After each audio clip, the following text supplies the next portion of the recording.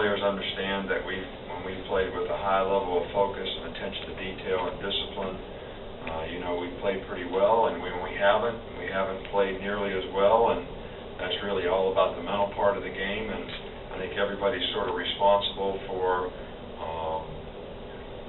that in terms of what your motivation is and how important something is to you. So, hopefully our guys have got the right mindset. We know we're going to have a tough game and a rivalry game on the road. It's always tough to play in the SEC. It's tough to play at Tennessee, and I think our players respect, that and understand what they're getting into and know what it's going to take to be successful.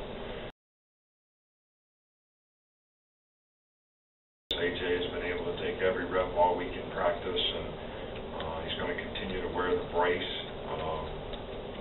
He does have a bruised knee. That's what he has, and that's what the MRI showed. So I don't know why people would put something out that's totally unridiculously true, which compromises the integrity of the medical staff, the doctors, and everybody who does what they do.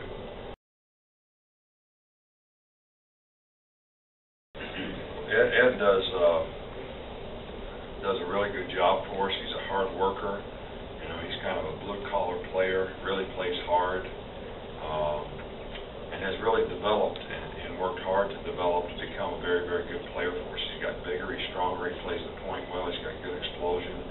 He's instinctive, and the big thing we try to do with Ed is play with great initial quickness, and when he does that, he's really hard to block. So he's had a good year for us, and I think it's because he executes and does a good job, and hopefully it'll be really important, that all of our guys up front play well this week. This is the biggest, best offensive line we played against, and probably the team that's most capable of running the ball and throwing it and presenting the most balance. I don't have a definition of that. Every corner I ever coached or every corner I ever knew always got beat. They all got beat. Every one of them. And I've had some really good ones, and the ones that are really good just get beat less. So I don't really have a definition for that. I don't really call guys that. I know D. Miller is a very good player, not only a good cover guy with good ball skills, but he's a good run support guy. He's a good tackler. He's a really good all-around football player. He's instinctive. He's a good player for us, and he's played a lot of good football around here for us.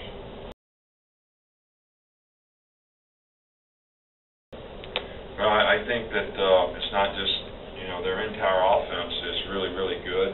They've got a really good system and a really good scheme.